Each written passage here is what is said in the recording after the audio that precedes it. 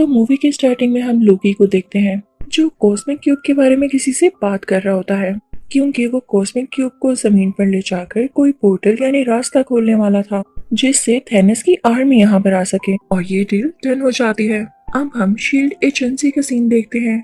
वहीं पर cosmic cube रखा गया था। अब वहीं पर एक हेलीकॉप्टर लैंड करता है जिसमें निक फ्यूरी होते हैं। वो अंदर आकर एक साइंटिस्ट से मिलते हैं तो उनको बताया जाता है कि कॉस्मिक क्यूब में से अजीब तरह की रेडिएशंस निकल रही हैं और कोई नहीं जानता ऐसा क्यों है। तभी वहाँ पर लोकी आ जाता है जो कि कॉस्मिक क्यूब को लेने आया होता है।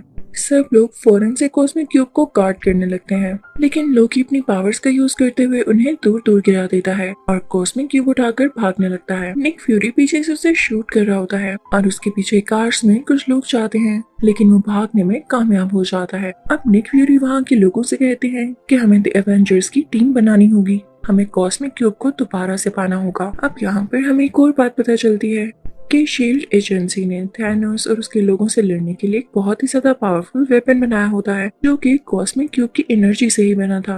अब निक फ्यूरी सीधा कैप्टन अमेरिका के पास जाते हैं जो कि फर्स्ट एवेंजर है। निक फ्यूरी से सब कुछ बताते हैं कि कॉस्मिक क्यूब को चुरा लिया गया है और उसे वापस लाने में हमें तुम्हारी हेल्प की जरूरत है। दूसरी तरफ हम नताशा को देखते हैं जो कि इंडिया जाकर हल्क को लाती है और उसे कहती है कि तुम्हें कॉस्मिक क्यूब के बारे में काफी नॉलेज है, तो हमें तुम्हारी मदद चाहिए ताकि हम उसको दोबारा से पा सकें। और उधर हम एक एजेंट को देखते हैं जो कि टोनी स्टार्क से इस बारे में बात करता है और अब ये भी एवेंजर्स की टीम में शामिल हो जाता है। अब उसी एजेंट को हम प्लेन में कैप्टन अमेरिका के साथ देखते हैं। वो उसे कहता है कि आपका काम बहुत अच्छा है और मैं इसको एडमायर करता हूँ। अब प्लेन लैंड हो जाता है और कैप्टन अमेरिका मिलता है हल्क और नताशा से। वो लोग एक दूसरे से मिलकर बहुत ज्यादा खुश होते हैं। अब वो लोग एक बहरी जहाज पर बैठ जाते हैं, लेकिन कुछ ही देर में वो बहरी जहाज उड़ने लगता है, यानी वो एक फ्लाइंग क्राफ्ट था। और फिर उसके बाद निक फ्यूरी होलोग्राम क्रिएट करते हुए उसको इनविजिबल कर देते हैं। उधर हम लोकी को शील्ड की उन्हीं दो लोगों के साथ देखते हैं। उन लोगों में बात चल रही होती है कि कॉस्मिक क्यूब बहुत ज्यादा पावरफुल है, हम इसे तब तक कंट्रोल नहीं कर सकेंगे जब तक इसकी रेडिएशंस थोड़ी कम न कर लें। और ऐसा एलिमेंट है जिसका नाम इरेडियम है और वो हमें जर्मनी से मिलेगा। तो लोकी और शील्ड का एक आदमी डिसाइड करते हैं कि वो लोग जर्मनी जाएंगे और वो लोग वहाँ चले भी जाते हैं। उधर निक फ्यूरी को पता चल जाता है कि लोकी और दूसरा आदमी जर्मनी पहुंच चुके हैं, तो कैप्टन अमेरिका से कहता है कि फौरन से अपना सूट तैयार कर लो। अब कैप्टन अमेरिका अपना नया आउटफिट पहन कर आता है। उधर हम जर्मनी का सीन देखते हैं जहाँ पर काफी अच्छी पार्टी हो रही होती है। वहाँ पर वहाँ के कमांडर भी होते हैं। तो तभी वहाँ पर एंट्री होती है लोकी की, जो अपनी स्टिक से सबको मारता जाता है और कमांडर को गले से पकड़ते हुए एक जगह पर लेटाता है और उसकी आंख का होलोग्राम स्कैन करता है और उसे अपने साथी तक भेज देता है। और ऐसा उसने इसलिए किया ताकि कमांडर की आंख को स्कैन करते हुए उसका साथी इरेडियम को हासिल कर ले। उसका साथी जल्दी ऐसा कर लेता है, वहाँ से चला जाता है, लेकिन लोकी इधर ही होता है क्योंकि वो चाहता था कि वो सब लोगों के सामने अपनी पावर दिखाए और सब लोग उसे स्ट्रॉन्ग समझें और उसके बाद वो इन पर रूल कर सके। लोकी उन सब से कहता है कि मेरे सामने झुक जाओ, लेकिन तभी क्राउड में से एक बूढ़ा आदमी बोलता है कि हम तुम्हारे सामने कभी भी नहीं झुकेंगे। तो लोकी अपनी मैजिक स्टिक से कुछ एनर्जी निकालता है और उस पर फेंकता है, लेकिन इससे पहले कि वो उस बूढ़े आदमी को टच होती और वो मारा जाता, कैप्टन अमेरिका वहाँ पर पहुंचकर अपनी शील्ड आगे कर देता है जिससे वो बूढ़ा आदमी बच जाता है। वहाँ पर कैप्टन अमेरिका लोकी से कहता है कि तुम्हारी भूल है कि ये लोग तुम्हारे सामने झुकेंगे। सब जानते हैं कि तुम कैसे हो और तुम डिजर्व ही नहीं करते कि इस दुनिया पर रूल कर सको। ये सुन के लोकी को गुस्सा आ जाता है और यहाँ पर भी वो अपनी मैजिकल स्टिक का यूज करने लगता है, लेकिन तभी कैप्टन अमेरिका दोबारा से अपनी शील्ड आगे कर लेता है और वही शील्ड उस लोकी की तरफ फेंकता है, लेकिन लोकी उस पर दोबारा से अटैक करने लगता है तो कैप्टन अमेरिका रूल होते हुए पीछे जाता है। लोकी अपनी स्टिक से कैप्टन अमेरिका को काफी ज्यादा हिट कर रहा होता है और कैप्टन अमेरिका भी खुद को डिफेंड कर रहा होता है। तभी वहाँ पर एंट्री होती है आयरन मैन की, जिसको देखकर लोकी घबरा जाता है कि अब तो ये दो लोग हैं, मैं इनसे कैसे लड़ूंगा। तो वो फौरन से उनके साथ जाने के लिए तैयार हो जाता है। अब ये दोनों लोकी को अपने साथ ले जाते हैं। अभी आयरन मैन अपने कुछ लोगों के साथ बातें कर ही रहा होता है कि ये लोग यानी लोकी और उसके साथ ही जर्मनी इसलिए आए थे ताकि इरेडियम को पा सके, क्योंकि कॉस्मिक क्यूब को कंट्रोल करना इतनी आसान बात नहीं है। और सिर्फ यही नहीं, उसको एक्टिवेट करने के लिए या उसको यूज करने के लिए इन्हें बहुत सारे टेम्परेचर की जरूरत है और इतना टेम्परेचर उनको जर्मनी में मौजूद एक टावर पर मिलेगा। दूसरी तरफ हम लोकी को देखते हैं जो कि यूं ही नहीं सरेंडर करके इस एयरक्राफ्ट में आया होता, बल्कि इसके पीछे भी उसकी बहुत बड़ी प्लानिंग होती है। वो इनफैक्ट इनकी एयरक्राफ्ट को डिस्ट्रॉय करने आया था ताकि एवेंजर्स के हाथ में कुछ भी ना रहे और वो यहाँ से सेफली एस्केप कर जाए। वो अपने साथी को ऑर्डर्स देता है, वो भी अपने साथियों को लेके इस एयरक्राफ्ट के पास एक और प्लेन में आ जाता है और फिर इस एयरक्राफ्ट के इंजन में एरो मारता है जिससे उसमें आग लगने लगती है। इसकी वजह से पूरा का पूरा एयरक्राफ्ट नीचे गिरने लगता है, लेकिन आयरन मैन जाकर उस इंजन को संभालता है और उसे दोबारा से ऊपर करने की कोशिश करता है, जो कि बहुत हार्ड काम था। अब लोकी के साथ ही उस जगह जाते हैं जहाँ पर लोकी कैद था। उसका दरवाजा खोलकर उसे फ्री करवाने लगते हैं कि तभी वहाँ पर थोर आ जाता है। अब थोर उसी दरवाजे को तोड़ता हुआ अंदर जाता है, लेकिन लोकी फौरन से वहाँ पर आ जाता है और खुद बाहर निकलते हुए थोर को अंदर ही बंद कर देता है। इस बात का पता जब एजेंट को चलता है तो वही एडवांस वेपन निकालते हैं जो उन्होंने कॉस्मिक क्यूब की एनर्जी से बनाया होता है और उससे वो लोकी की तरफ शूट करने ही वाले होते हैं कि तभी उनसे पहले लोकी उनके पीछे आ जाता है और पीछे से अपनी मैजिकल स्टिक उनके आर पार करते हुए उनको काफी जख्मी कर देता है।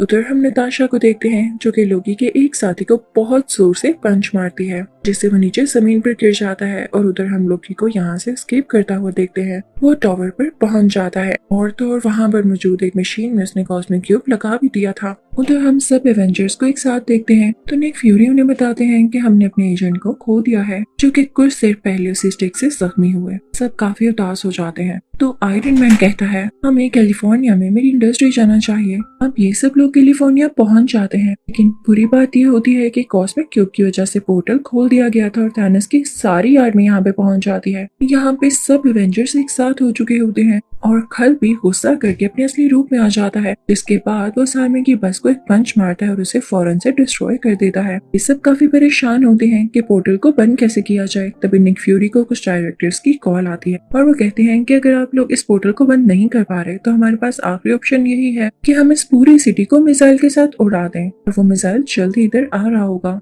आप लोग अपनी जान बचा के रखिएगा। निक फ्यूरी ये बात आयरन मैन को बताते हैं। हमारे पास सिर्फ 2.5 मिनट्स हैं, यानी 2.5 मिनट है। इसी में या तो हमें पोर्टल को बंद करना होगा या उसके बाद मिसाइल आने पर उसे रोकना होगा। नताशा काफी घबरा जाती है और लोकी की मैजिकल स्टिक लेकर उस पोर्टल के पास पहुंचती है और उसमें से काफी सारी एनर्जी निकालते हुए उस पोर्टल को बंद करने की कोशिश करती है। लेकिन तभी आयरन मैन उसे कहता है कि रुको, मेरे पास एक और आइडिया है। मेरे पास भी एक मिसाइल है जिसे मैं उस जगह पर फेंकूंगा जहाँ पर थैनोस के लोग हैं। और वो मिसाइल लेकर उस जगह पहुंच ही जाता है और उस जगह को डिस्ट्रॉय कर देता है, लेकिन काफी टाइम हो जाता है, वो वहाँ से नहीं लौटता। तो कैप्टन अमेरिका नताशा से कहता है कि हमारे पास और टाइम नहीं है, हमें पोर्टल बंद करना होगा वरना हम सब भी डिस्ट्रॉय हो जाएंगे, मारे जाएंगे। नताशा उस पोर्टल को बंद करने लगती है। आयरन मैन भी उसी पोर्टल में था और सब काफी दुखी थे क्योंकि ये नहीं जानते थे कि अब आगे क्या होने वाला है। पोर्टल को बंद ना किया तो इन पर मिसाइल गिरा दिया जाएगा, अगर पोर्टल को बंद कर दिया तो आयरन मैन अंदर ही रह जाएगा। लेकिन तभी उस पोर्टल में से आयरन मैन नीचे की तरफ आता है, यानी इस दुनिया पर गिरता है। सब लोग बहुत खुश हो जाते हैं। उन्होंने थैनोस की कम्युनिटी को भी तबाह कर दिया था और उनका दोस्त भी वापस आ चुका था,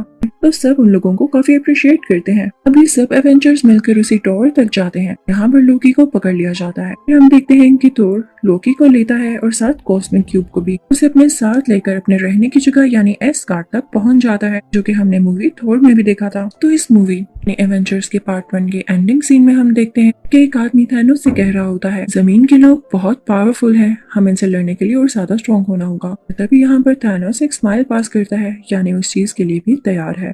तो अब मैं आपको एक्सप्लेन करूंगी एवेंजर्स का पार्ट 2। तो इस मूवी के स्टार्टिंग में हम सब एवेंजर्स को देखते हैं जो कि हाइड्रा की बेस पर अटैक करने जा रहे होते हैं, क्योंकि हाइड्रा का लीडर काफी अजीब एक्सपेरिमेंट्स कर रहा था। उसके पास एक सेप्टर होता है, एक ऐसी स्टिक जिसके अंदर जेम लगा हुआ है। एमसीयू के पहले पार्ट्स में आपने इसको जरूर देखा होगा। तो अब एक्सपेरिमेंट्स कुछ ऐसे थे कि वो कुछ इंसानों पर इस सेप्टर को यूज करते हुए उनमें कुछ एनर्जीज डाल देता था ताकि वो उसके लिए लोगों से लड़ सकें, इवन एवेंजर्स से भी। तो उसका नेक्स्ट टारगेट एवेंजर्स ही थे। वो दो बहन भाइयों को चूज करता है जो कि ट्विंस होते हैं। हाइड्रा का लीडर इन पर एक्सपेरिमेंट कर चुका था और अब इनमें काफी एनर्जीज थी। अब वो लड़की जिस पर एक्सपेरिमेंट किया गया होता है वो आयरन मैन के पास जाती है और अपने हाथों से कुछ एनर्जीज निकालकर उसको हिप्नोटाइज करने लगती है और उसका भाई जाता है कैप्टन अमेरिका के सामने ताकि उस पर अटैक कर सके। अब यहाँ पर सीन चेंज चेंज होता है और हम देखते हैं कि ये लोग जब हाइड्रा बेस पर गए थे इन्होंने उन लोगों को हरा दिया था और ये लोग सेप्टर ही लेने गए थे। आयरन मैन उस सेप्टर को हासिल कर चुका होता है और अब आता है अपनी लैब में। यहाँ पे हल्क यानी ब्रूस उसके साथ ही होता है। वो लोग ये प्लान करते हैं कि वो लोग इस सेप्टर पर एक्सपेरिमेंट करेंगे और पता लगाएंगे कि इतना खतरनाक कैसे है। अब यहाँ पर आयरन मैन और हल्क को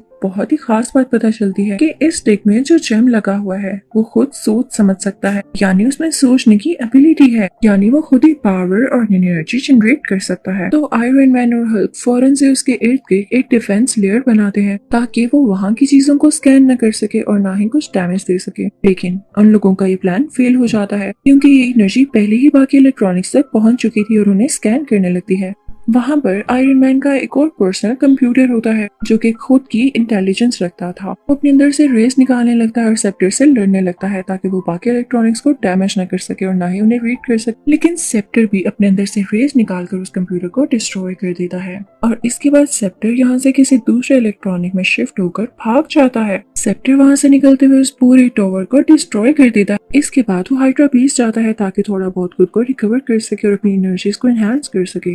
यहाँ पे हम देखते हैं कि सेप्टर अपनी बॉडी को काफी ज्यादा ट्रांसफॉर्म कर चुका होता है और वो अब एक रोबोटिक फॉर्म में आ जाता है जिसका नाम है अल्ट्रॉन। अल्ट्रॉन उन्हीं ट्विंस के पास जाता है। वो उनसे कहता है कि तुम मेरी आर्मी में शामिल हो जाओ, हम आयरन मैन और बाकी एवेंजर्स के खिलाफ लड़ेंगे। तो वो ट्विंस भी फौरन से मान जाते हैं क्योंकि वो कहते हैं कि आयरन मैन ने मेरे पेरेंट्स की जान ली थी। अब ये लोग सीधा जाते हैं एक वेपन डीलर के पास जो कि बहुत ही ज्यादा एडवांस वेपन्स बनाया करता था। अल्ट्रॉन उससे अपने लिए भी वेपन बनाने का कहता है लेकिन वो उसे बहुत सारे पैसों की डिमांड करता है। अब अल्ट्रॉन के पास ये पावर थी कि वो किसी भी अकाउंट से पैसे निकाल कर इसके अकाउंट में ट्रांसफर कर सकता था, तो वो अभी भी ऐसे ही करता है। और वो जो चीज होती है उसका नाम वाइब्रेनियम होता है, वही मेटल जिससे कैप्टन अमेरिका की शील्ड बनाई गई है और ये बहुत ज्यादा स्ट्रॉन्ग है। अब ये दोनों ट्विंस पहुंच जाते हैं एवेंजर्स के पास क्योंकि अब ये दोनों काफी ज्यादा स्ट्रॉन्ग थे और इनमें टेलीकाइनेटिक पावर्स भी थी जिनसे ये दूसरों लोगों के माइंड को कंट्रोल कर सकते थे। तो ये जाकर हल्क के माइंड को कंट्रोल कर लेते हैं और उसमें ये फीड कर देते हैं कि तुम्हें तुम्हारी अपनी टीम ही मारना चाहती है। तो वो गुस्से में आ जाता है और इनसिक्योर भी फील करने लगता है, तो वो अपनी ही टीम को खत्म करने के लिए आगे बढ़ता है। अब हल्क क्योंकि बहुत ज्यादा पावरफुल था तो आयरन मैन भी अपना नया सूट पहन आता है जो कि उसने पहले से तैयार कर रखा था और ये सिर्फ और सिर्फ हल्क को कंट्रोल करने के लिए था क्योंकि उसने सब कुछ फोर्स से कर लिया था, यानी वो पहले से जान चुका था कि हल्क एक न एक दिन ऐसा जरूर करेगा क्योंकि उसके दिमाग में ये चीज फीड कर दी जाएगी। अब यहाँ पर उन दोनों में काफी हैवी फाइट स्टार्ट होती है। हल्क यहाँ पर एक गाड़ी उठाकर आयरन मैन की तरफ फेंकता है जो कि सीधा उसे हिट करती है। आयरन मैन पीछे की तरफ गिरता है और फौरन से आगे बढ़ता है और हल्क को उठाते हुए दूसरी तरफ फेंकता है, लेकिन हल्क क्योंकि बहुत ज्यादा गुस्से वाला था तो वो एक रोड लेकर आयरन मैन के बाजू के आर पार कर देता है जिससे उसका सूट डैमेज हो जाता है। उसका हाथ टूटकर नीचे गिर जाता है, लेकिन तभी आयरन मैन जेटलाइट को एक सिग्नल देता है तो उसका नया हाथ वहाँ से आ जाता है और उसके साथ जुड़ जाता है और अब उसके हाथों से फायर निकलने लगती है और वो सीधा हल्क की तरफ फेंकने लगता है। हल्क फौरन से उसकी तरफ बढ़ता है और उसे पंच मारने ही वाला होता है कि आयरन मैन उसका हाथ पकड़ लेता है और अब यहाँ पर दोनों ही एक दूसरे को रोकने की कोशिश कर रहे होते हैं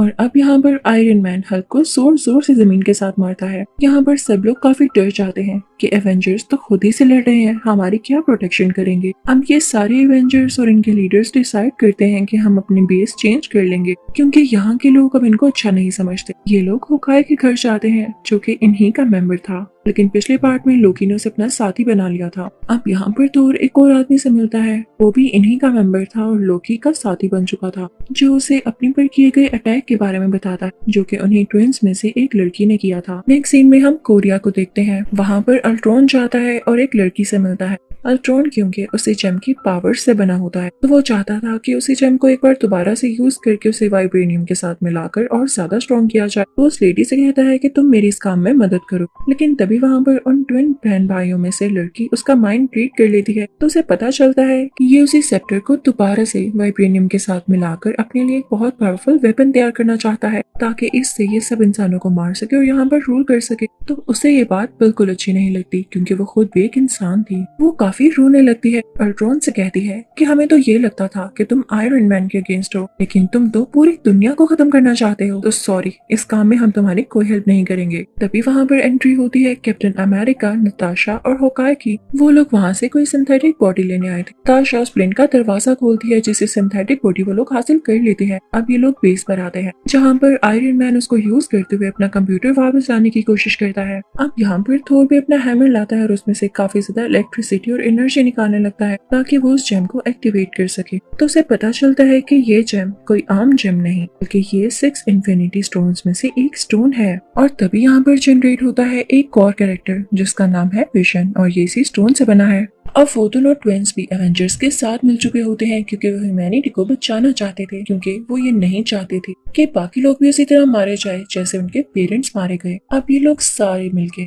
अल्ट्रॉन की उसी बेस पर जाते हैं जो कि उसने वाइब्रेनियम से कुछ ही देर पहले प्रोड्यूस की है ताकि वहां पर जाकर ये लोग उसे डिस्ट्रॉय कर सके। अब उधर अल्ट्रॉन ये चाहता था कि जहां पर उसकी बेस है वो सिटी को आसमान में उठा ले और फिर उसके बाद उसे पूरी दुनिया पर जोर से मारे ताकि वहां पर ब्लास्ट हो और सारी ह्यूमैनिटी डिस्ट्रॉय हो जाए। उसके बाद ये खुद यहाँ पर रूल कर सके और हर चीज नई तरीके से बना सके। लेकिन एवेंजर्स को इस बात का पता पहले से ही चल जाता है और वो सब रेडी होकर वहां पर पहुंच जाते हैं। लेकिन जैसे ही वहां पर ये लोग पहुंचते हैं तो अल्ट्रॉन की आर्मी इन पर अटैक करने लगती है।